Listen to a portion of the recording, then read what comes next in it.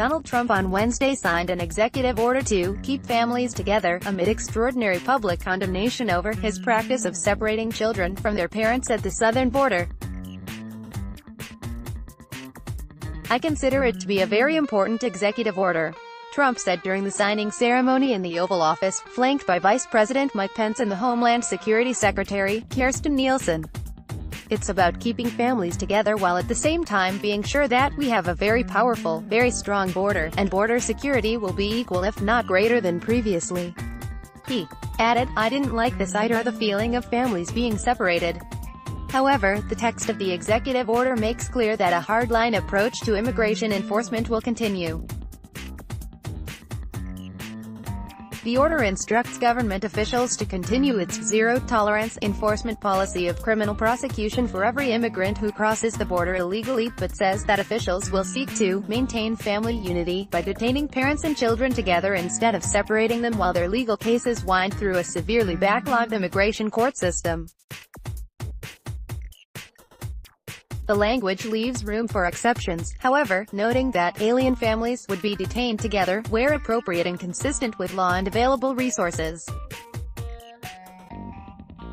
The President's action also directs the Attorney General, Jeff Sessions, to go to court to ask for a modification to a 1997 court settlement, known as Flores, which currently prohibits the detention of migrant children for more than 20 days.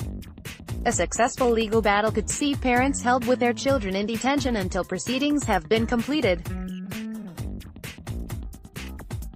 If the court denies the request, the order will almost certainly face legal challenges from immigration activists who represent families that are detained in the facilities. They are substituting jailing children with their families for separating children from their parents, and that is not any sort of solution to family separation, said Kate Voigt, an associate director of government relations at the American Immigration Lawyers Association. The zero-tolerance policy remains in effect, and that is the root of the family separation crisis created by the Trump administration. The signing of the order marked a sudden reversal for Trump, who only hours earlier had insisted that the law demanded children be separated from their parents. He claimed that only Congress could resolve that. On Monday, Nielsen told reporters, "Congress and the courts created this problem, and Congress alone can fix it. Until then, we will enforce every law we have on the books to defend the sovereignty and security of the United States." But as television news channels continued to show distressing images of children in detention and a chorus of Republicans called on the president to act, Trump abruptly changed course. More than 2,300 children have been taken from their parents at the border since the beginning of May. Sign up to receive the top U.S. stories every morning. For days, Trump has attempted to deflect responsibility for the policy by inaccurately laying blame on Democrats and demanding Congress act. But top administration officials, including Sessions, and White House Chief of Staff, John Kelly, have said this policy is necessary to deter migrants from attempting to enter the country illegally. The dilemma is that if you're weak, as some people would like you to be, if you're really, really pathetically weak, the country's going to be overrun with millions of people, Trump said. And if you're strong, then you don't have any heart. That's a tough dilemma. Perhaps I'd rather be strong, but that's a tough dilemma. At a mass plea hearing in a federal magistrate's court in McAllen, Texas, at about the time of Trump's announcement, 74 migrants, mostly from Central America, sat in a packed-out courtroom. Each was charged with a legal entry misdemeanor, the vast majority never having committed a crime in the U.S. Before Judge J. Scott Hacker, lawyers informed the court that 24 of the defendants were parents who had been separated from their children by U.S. authorities after being apprehended near the border.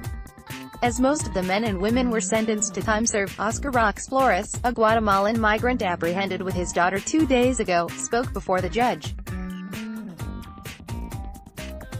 "In my case, I am here with my daughter," he said.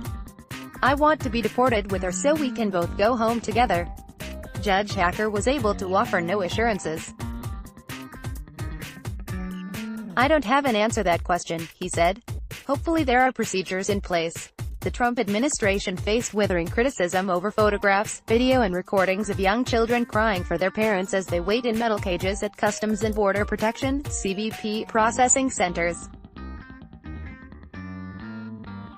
More than 2,300 children have been separated from their parents under the zero-tolerance enforcement policy, a practice critics have called cruel and inhumane. The crackdown subjected all migrants who crossed the border illegally to criminal prosecution. When parents were taken to detention, children were reclassified as unaccompanied minors, and sent to government-run facilities. Lawmakers on Capitol Hill were deeply shaken by the public backlash, producing near-unanimous agreement that the practice must end. But Congress remains sharply divided on a path forward and, as of Wednesday, had no plan to stop family separations appeared to have enough support to pass. The House Speaker, Paul Ryan, said the lower chamber would vote on Thursday on a sweeping immigration bill that the authors say would end family separations by keeping children with their parents in detention. "We don't think families should be separated, period," Ryan said at a press conference. "We've seen the videos. We've heard the audio. Leaders were trying to rally support for a compromise measure that was negotiated by moderate and conservative Republicans. It would provide $25 billion for Trump's border wall and offer a pathway to citizenship for young undocumented immigrants known as Dreamers." But uncertainty remained about the bill's chances of passage. In the Senate, Republicans are taking a different approach. They are trying to craft a narrowly tailored bill that would only address family separations. Senator Marco Rubio, a Republican from Florida, said an executive order was the fastest way to address the situation at the border but argued that legislation was still necessary to codify the change. "It would be ideal if we could back that up by passing a law that does it so there wouldn't be a court uncertainty," Rubio said, in noting that the president's action takes away some urgency to pass legislation. Several senators said the order would probably violate long-standing court settlements that place constraints on the treatment of children in federal custody. Those decisions prevented Barack Obama from holding families together in detention facilities at the height of the migrant crisis 2 years ago.